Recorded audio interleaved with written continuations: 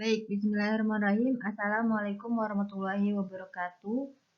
Selamat berjumpa lagi teman-teman di pertemuan kedua ini. Pertemuan kedua ini kita membahas materi pertemuan pertama di pendahuluan tentang besaran dan satuan.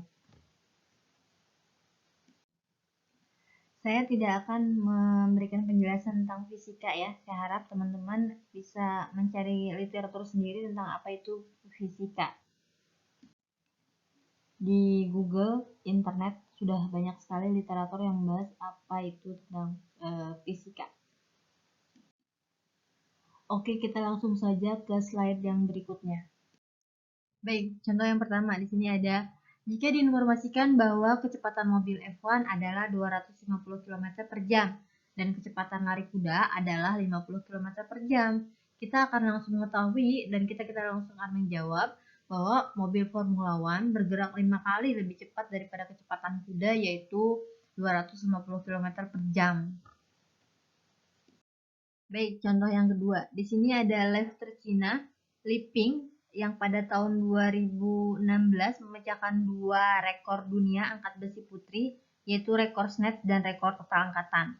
Rekor snatch yang sebelumnya itu dimenangkan oleh Korea Utara, Ri Song Hui, dan memecahkan rekor angkatan total yang dibuat oleh lifter Cina lainnya pada tahun 2006. Nah, gimana kok bisa si Liping ini dibilang memecahkan rekor dunia baru? Jawabannya adalah beban yang berhasil diangkat para atlet tersebut yang dari Korea Utara dan dari China sebelumnya itu sudah dicatat sebelumnya.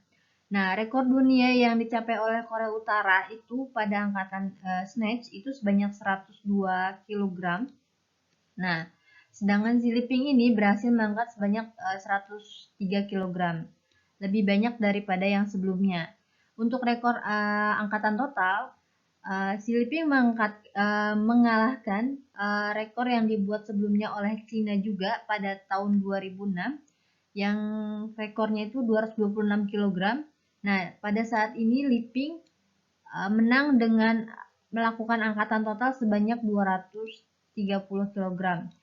Nah, maka kita langsung sepakat bahwa Liping menciptakan rekor dunia baru karena angka-angka nilainya yang sebelumnya dan saat ini dicatat nilainya. Nah, kita masuk pada contoh yang ketiga. Di sini ada Travis Pastrana. Dia ini menciptakan rekor baru lompat jauh dengan mobil rally menggunakan mobil Subaru. Nah, dia memecahkan rekor sebelumnya yang dibuat pada tahun 2006. Nah, kok kita bisa mengatakan bahwa si Travis ini memecahkan rekor baru? Nah, jawabannya karena jarak yang ditempuh sebelumnya oleh pemenang sebelumnya dengan jarak si Travis ini diukur. Jauh lompatan sebelumnya itu sebanyak 170 kaki. Nah, pada saat si Travis ini, jauh lompatan si Travis ini adalah 274 kaki.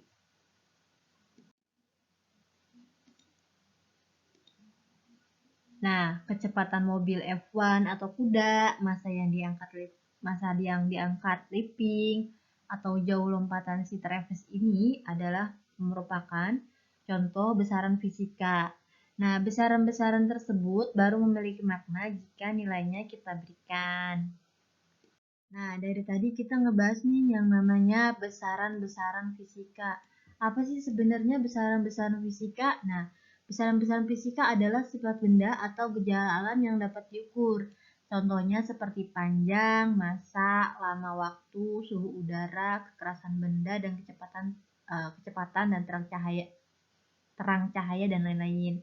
Di sini juga ada 7 besaran pokok. 7 besaran pokok ini diantaranya apa? Di sini ada panjang, masa, waktu, kuat arus listrik, suhu, intensitas cahaya, dan jumlah zat. Untuk penggunaannya seperti apa aja? Nah, teman-teman bisa baca sendiri. Nah, seperti panjang ini waktunya untuk mengukur panjang benda, sentimeter, meter, dan lain-lain. Bawahnya bisa teman-teman baca sendiri ya. Nah, di sini ada contoh yang ketiga. Guru meminta 3 siswa untuk mengukur panjang meja. Siswa yang pertama mengatakan 1,5 Bu. Siswa yang kedua 150 Bu. Siswa yang ketiga melaporkan 1.500. Nah, siapa nih yang benar? Nah, jawabannya itu belum tahu karena dari laporan ketiga siswa tersebut ada informasi yang hilang. Kenapa hilang? Nah, karena satuannya tidak digunakan. Nah, mereka hanya menyebutkan angka. Kalau seandainya mereka menyebutkan siswa yang pertama contohnya 1,5 meter, Bu. Siswa yang kedua 150 cm, Bu. Dan siswa yang ketiga melaporkan 1500 mm, Bu. Gitu. Maka hasil pengukuran mereka bertiga pasti sama.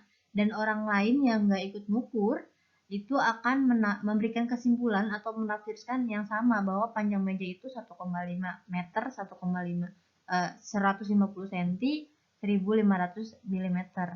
Nah, dalam fisika itu satuan itu sangat penting ya. Hasil pengukuran tanpa satuan itu cuma bikin bingung orang. Kalau kita cuma menyebutkan angka 1,5, ya orang lain yang nggak tahu 1,5 itu bisa diartikan kilogram atau 1,5 bisa dianggap giga atau juta yang lainnya gitu.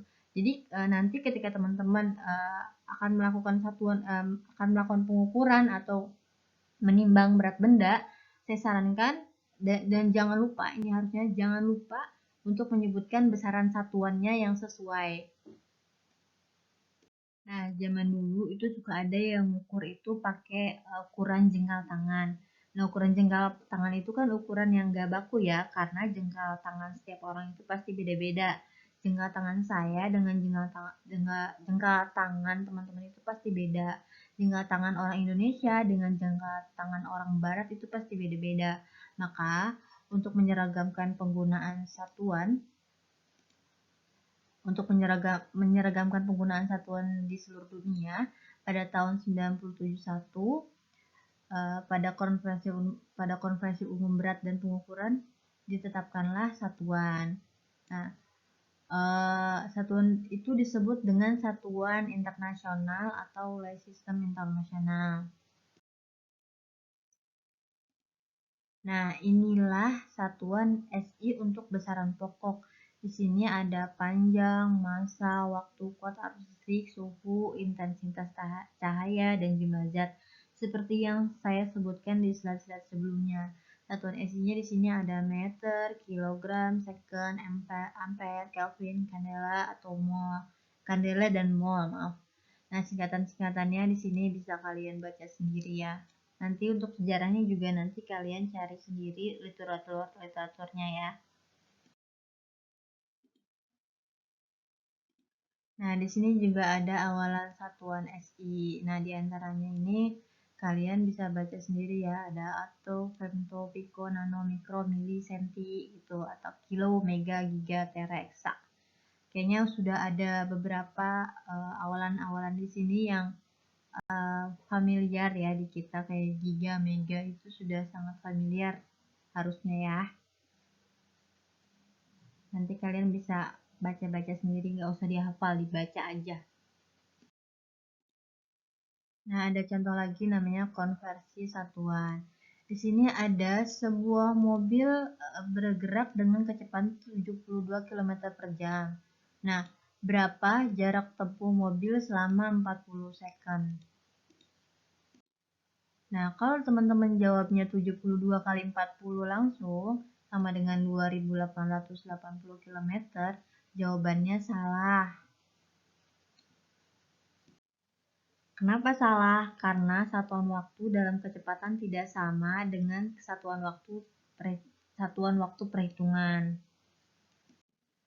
Satuan waktu dalam kecepatan adalah jam.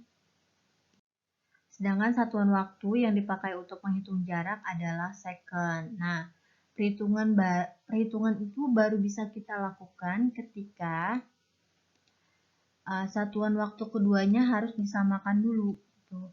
Dia bisa sama-sama dalam jam atau dalam satuan second. Nah, contoh yang pertama ini. Kita dapat menulis 72 km per jam sama dengan 72 km per 1 jam. Karena 1 jam sama dengan 3600 second atau detik, maka 72 km per 1 jam sama dengan 72 per 3600 second. Hasilnya sama dengan 0,02 km per second. Dengan demikian, jarak tempuh mobil selama 40 second adalah 0,02 km per second dikali 40 second sama dengan 0,8 km per jam. Nah, di sini ada contoh paling terakhir ya. Ini kenapa saya foto kayak gini? Ini biar lebih cepat aja prosesnya ya. Nah, di sini ada contoh soal ketika Filipis berlari dari maraton ke Athena pada tahun 490 sebelum Masehi untuk menyebarkan berita kemenangan Yunani atas Persia, dia mungkin berlari dengan kecepatan 23 rate per jam. Rate pada saat itu adalah satuan panjang yang digunakan pada zaman Yunani. Nah, seperti stadium dan plektron. Satu rate didefinisikan sebagai 4 stadium. Satu stadium didefinisikan sebagai 6 plektron. Dan dalam satuan modern, satu plektron adalah 30,8 meter. Nah, berapa kecepatan lari Filipis jika dinyatakan dalam kilometer per detik? Nah, ini soal cerita ya. Nah, ini cara mengerjakannya itu sama seperti contoh yang slide sebelumnya. Hasil yang didapat adalah kecepatan lari Filipis yang dinyatakan dalam kilometer per detik itu adalah 4,7 10⁻³ km per second. Nah, ini jawaban yang lebih rinci dari slide 11 tadi ya. Teman-teman silahkan pelajari. Untuk materi pendahuluan ini, saya rasa contoh-contohnya sudah cukup jelas untuk besaran dan satuan. Kalau misalkan ada teman-teman yang mau ditanyakan, silahkan by WhatsApp, tidak telepon.